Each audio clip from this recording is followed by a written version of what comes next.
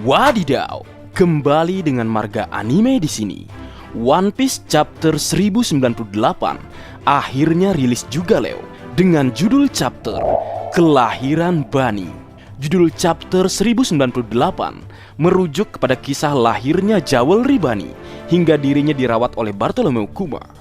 Baik, tanpa berlama-lama lagi, mari kita lanjut berlayar. One Piece Chapter 1098 dimulai dengan memperlihatkan sebuah cover request dengan judul Brook sedang menampilkan permainan solo gitar listrik menggunakan listrik dari belut listrik. Cover request yang menampilkan atraksi Brook yang spektakuler sekaligus sebuah tulisan atau pesan yang terdapat di celana Brook yang berisi pesan permintaan maaf Oda Sensei kepada pembaca karena Oda Sensei tidak bisa menyelesaikan halaman One Piece Chapter 1098 dengan sempurna. Pesan yang Oda Sensei sampaikan untuk pembaca manga One Piece dan kita sebagai pembaca tentu saja paham dengan kondisi Oda Sensei, dan kita terutama para nakama jangan lupa mendoakan kesehatan Oda Sensei agar Oda Sensei mampu mengerjakan One Piece dalam kondisi terbaiknya. Sehat selalu Oda Sensei.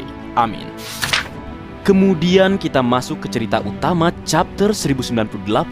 Halaman pertama menampilkan timeline pada masa 2 tahun setelah penculikan Jinny, memperlihatkan sebuah panggilan Denden Mushi dari pasukan revolusioner di sebuah negara lautan North Blue yang meminta bala bantuan kepada komandan pasukan revolusioner. Kemudian Ivankov yang menerima pesan tersebut yang saat ini berada di kerajaan Goa bersama Kuma dan Dragon mengatakan bahwa dirinya tidak bisa melakukan apapun karena di kapal pasukan revolusioner penuh dengan korban dari kerajaan Goa. Kuma yang berada di sana menawarkan diri dan mengatakan bahwa dirinya akan pergi ke North Blue. Namun Ivankov mencoba menghentikan Kuma dengan mengatakan bahwa Kuma mulai ceroboh sejak hari itu, hari penculikan Jinny. Tapi Kuma tidak mendengarkan perkataan Ivankov dan tetap pergi ke North Blue menggunakan kemampuan miliknya. Dari dialog dan panel manga akhirnya kita mengetahui bahwa adegan kedatangan pasukan revolusioner tepatnya pada chapter 587 adalah adegan yang sama dengan halaman pertama chapter 1098. Itu berarti setelah mendatangi kerajaan Goa, Kuma pergi ke North Blue untuk membantu pasukan revolusioner. Namun Dragon dan Ivankov tetap melanjutkan perjalanannya ke tempat desa Shimotsuki sesuai adegan chapter 589. Sangat menarik. Kemudian setelah Kuma memutuskan pergi ke North Blue, panel manga pun berpindah memperlihatkan kilas balik, melanjutkan adegan chapter 1097 saat Dragon menerima panggilan bahwa Jinny telah diculik, di mana panggilan tersebut berisi pesan bahwa pasukan revolusioner di bawah komandan Jinny telah dimusnahkan karena gangguan yang tak terduga. Jinny telah diincar oleh Tenryubito untuk dijadikan istri, itu sebabnya Jinny diculik pada saat itu. Di mana pada panggilan Denden Mushi tersebut kita menyaksikan salah satu pasukan revolusioner menangis dan meminta maaf karena dia tidak bisa melindungi Jinny. Lalu kemudian koran berita menyebar yang mengatakan bahwa pasukan Jinny telah musnah karena bertempur dengan pasukan pemerintah dunia. Kemudian kita kembali berpindah ke timeline beberapa hari setelah insiden penculikan Jinny, di mana kita ditampilkan pasukan revolusioner menjadi lebih agresif dan menyerang banyak negara atau kerajaan di penjuru dunia. Kemudian kita melihat Kuma mendatangi sebuah kerajaan sekaligus mengakhiri pertempuran selama 3 tahun sendirian.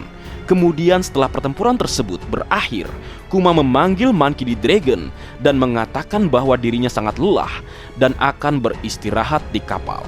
Wadidaw, sungguh mengejutkan dengan apa yang kita baca pada chapter 1098, di mana tampaknya pasukan revolusioner ternyata tidak melakukan pergerakan apapun dalam insiden penculikan Jinny. Karena halaman kedua chapter 1098 kita mengetahui setelah penculikan Jinny, Kuma, Ivankov, dan Dragon tidak melakukan pergerakan untuk misi pembebasan Jinny, dan marga anime sangat penasaran dari kisah ini dan apa alasan dibalik pasukan revolusioner yang tidak melakukan pergerakan dalam pembebasan Jinny. Marga anime berharap kita akan mendapat jawabannya di lain waktu.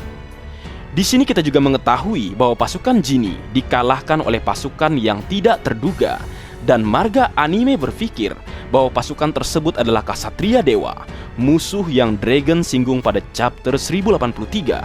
Sungguh disayangkan apa yang terjadi kepada Genie. Berlanjut, kemudian kita kembali berpindah ke timeline 2 tahun setelah insiden penculikan Komandan Revolusioner Genie di Baltigo, di mana kita melihat Ivankov, Kuma, dan Dragon berkumpul di sana, dan kemudian mereka mendapatkan panggilan dari Genie secara tiba-tiba, dan Genie berbicara kepada pasukan revolusioner bahwa dia dibebaskan dari perbudakan karena sakit. Dia tidak dibutuhkan lagi oleh Tenryubito. Mendengar panggilan dari Genie, semua orang terkejut mendengar Genie telah kembali. Namun Genie mengatakan bahwa dia ingin bertemu dengan semuanya seperti yang dulu. Tapi panggilan dia ini adalah perpisahan kepada teman-temannya. Mendengar perkataan Genie, Kuma pun kaget dan berteriak dan menanyakan kepada Genie di mana dia sekarang berada, karena Kuma akan mendatangi dirinya. Tapi Genie menjawab bahwa dia tidak ingin Kuma datang menemui dirinya. Dan Genie berterima kasih kepada Dragon dan Ivankov dan berkata, jaga Kuma yang sangat baik hati. Mendengar kata-kata Genie, Kuma kemudian berpindah secara langsung ke kerajaan Sorbet. Namun Genie tanpa berbicara, tanpa mengetahui Kuma akan datang. Dan Genie berkata untuk Kuma, Kumachi, aku selalu mencintaimu. Lalu kita berpindah ke kerajaan Sorbet, memperlihatkan Kuma tiba di gereja, rumah lama mereka, dan berlarian ke dalam gereja untuk menemui Genie. Namun siapa sangka, Kuma menemukan Genie dalam keadaan telah meninggal dunia atau tidak bernyawa. Kita melihat gambaran tangan Genie dipenuhi bintik-bintik kristal akibat penyakit yang dia terima. Dan Kuma pun menangis melihat Genie telah meninggal.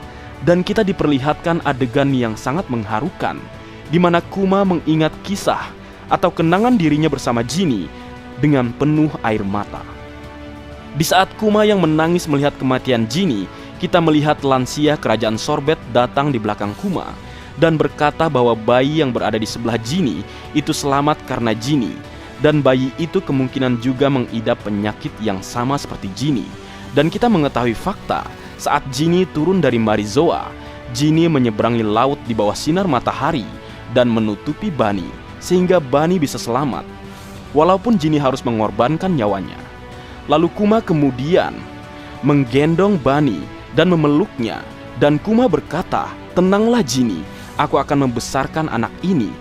Kita melihat Kuma membuat kuburan untuk pemakaman Genie, kisah yang sangat mengharukan, pengorbanan Genie, dan betapa kuatnya Kuma menjalani hidup di bawah penderitaan.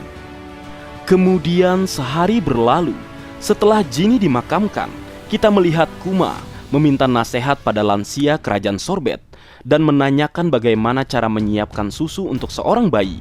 Dan para lansia tersebut justru tidak mendengar Kuma, tapi para lansia tersebut fokus atau tertarik kepada Bunny. Mereka mengatakan Bunny sangat manis. Ada yang mengatakan Bunny harus tidur di kandang besi agar dia tidak dihimpit oleh Kuma karena badan Kuma terlalu besar. Ada-ada saja para lansia kerajaan Sorbet. Lalu kita kembali melihat di halaman selanjutnya, Kuma merawat Bunny dan memberikan Bunny sebuah susu. Kita juga melihat Bunny sudah tumbuh menjadi anak-anak. Dan Kuma menangis melihat Bunny sudah bisa berjalan. Kita juga melihat Kuma beserta para lansia kerajaan Sorbet bersama-sama merawat Bunny. Lalu kemudian kita kembali berpindah memperlihatkan adegan Kuma kembali ke pasukan revolusioner, di mana Kuma melakukan pembebasan di sebuah negara. Kita kembali diperlihatkan Kuma kembali ke kerajaan Sorbet setelah misinya selesai.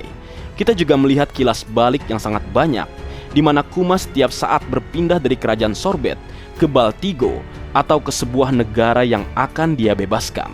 Kita juga diperlihatkan Kuma melatih Sabo yang saat itu masih kecil. Panel yang sangat bagus dari Oda Sensei, gambaran perjalanan Bartholomew Kuma. Lalu suatu hari, Kuma kedatangan dua laki-laki yang kita lihat pada kilas balik sebelumnya. Laki-laki yang selalu bersama Kuma dan Genie di kerajaan Sorbet datang ke gereja Kuma berada dan bertanya-tanya kepada Kuma kenapa dan mengapa Kuma menutup semua jendela dan pintu gereja. Mendengar hal tersebut, Kuma kemudian menjelaskan tentang penyakit Bani dan memperlihatkan kepada dua laki-laki tersebut kondisi atau penyakit yang Bani alami. Lalu dua laki-laki tersebut kemudian berlarian pergi menjemput dokter yang berada di kerajaan Sorbet. Namun tidak ada di antara mereka yang mengetahui penyakit apa yang Bani alami. Dan terdapat salah satu dokter yang berbicara bahwa penyakit Bani mirip dengan penyakit Amber Lead Syndrome, penyakit yang Lau alami di masa lalu. Tapi dokter tersebut mengatakan bahwa ini berbeda. Menarik, melihat kondisi Jinny dan Bani, marga anime berasumsi bahwa penyakit-penyakit yang Jinny dan Bani alami mungkin datang dari para Tenryubito. Terdapat suatu penyakit, atau bisa dikatakan mereka mungkin yang memberikan wabah-wabah tersebut kepada rakyat biasa. Karena selama kita menonton One Piece, penyakit langka di dunia One Piece hanya datang dari pemerintah dunia. Dan ini menyimpulkan apa yang sebenarnya terjadi di Marizoa dan bagaimana Jinny bisa mendapatkan penyakit yang mengerikan. Menarik untuk ditunggu. Berlanjut kemudian kita berpindah ke Baltigo, di mana Kuma berbicara kepada Monkey D. Dragon dan Ivankov bahwa dia akan keluar dari pasukan revolusioner. Dan Kuma memberitahu Dragon dan Ivankov tentang kondisi yang Bani alami. Dan Kuma menjelaskan bahwa dia hanya ingin berada di sisi Bani. Mendengar hal tersebut, Dragon pun mengerti dan mengatakan kepada Kuma bahwa hiduplah tanpa penyesalan. Dan Dragon juga menyampaikan bahwa dia akan mencari dokter di seluruh dunia untuk masalah penyakit Bani. Mendengar hal tersebut, Kuma berkata, "Aku berhutang budi padamu, Dragon." Setelah pertemuan Kuma dan Dragon serta Ivankov, kita kemudian berpindah ke kerajaan Sorbet 7 tahun lalu. Berdasarkan timeline saat ini memperlihatkan gambaran Bani saat berusia 5 tahun, di mana diperlihatkan Bani diintimidasi oleh anak-anak di sana. Mereka mengatakan Bani adalah vampir karena Bani tidak pernah keluar dari gereja. Dan kita melihat adegan di mana Bani mengeluarkan jari tengah kepada anak-anak tersebut. Tapi anak-anak tersebut memancing Bani dan mengeluarkan sebuah salib ke arah Bani. Dan kemudian Bani menendang anak-anak tersebut hingga anak-anak tersebut kabur dan menangis. Kita melihat adegan yang sangat lucu dari Bani kecil yang sangat manis dan juga cantik. Lalu kita berpindah ke ruangan memperlihatkan Bani dan Kuma sedang bermain. Dan Kuma menanyakan kemana Bani ingin berlibur kalau penyakitnya sudah sembuh. Kemudian Bani menjawab bahwa dia ingin ke Sky Island atau Pulau Langit. Dan Kuma bertanya kepada Bani, apakah Pulau Langit itu ada?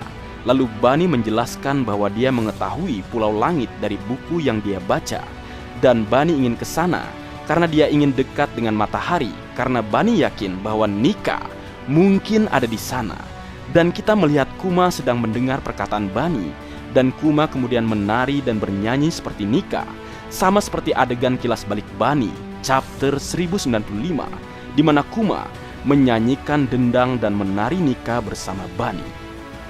Berlanjut, kemudian di suatu hari kita melihat seorang dokter datang ke gereja tempat Kuma dan Bani tinggal, di mana dokter tersebut menjelaskan kepada Kuma bahwa penyakit Bani disebut Sapphire Suckles, penyakit yang tidak dapat disembuhkan. Walaupun Bani tidak terkena sinar matahari, tapi penyakit tersebut akan berkembang seiring berjalannya waktu dan dia akan mati di umur 10 tahun. Mendengar hal tersebut, Kuma pun terkejut dan kita diperlihatkan Kuma tidak bisa berbuat apapun setelah mendengar berita tersebut. Kemudian setahun berlalu, kita diperlihatkan gambaran pemusnahan atau mimpi buruk yang terjadi di kerajaan Sorbet, di mana warga di sana meminta bantuan Kuma karena Raja Bekori kembali dan berencana menghancurkan para beban kerajaan Sorbet, di mana kita melihat tangisan mimpi buruk 16 tahun lalu terulang kembali. Dan panel terakhir chapter 1098 ditutup dengan tatapan Kuma mendengar para lansia menangis kepadanya bahwa mereka akan dibunuh. Wadidaw.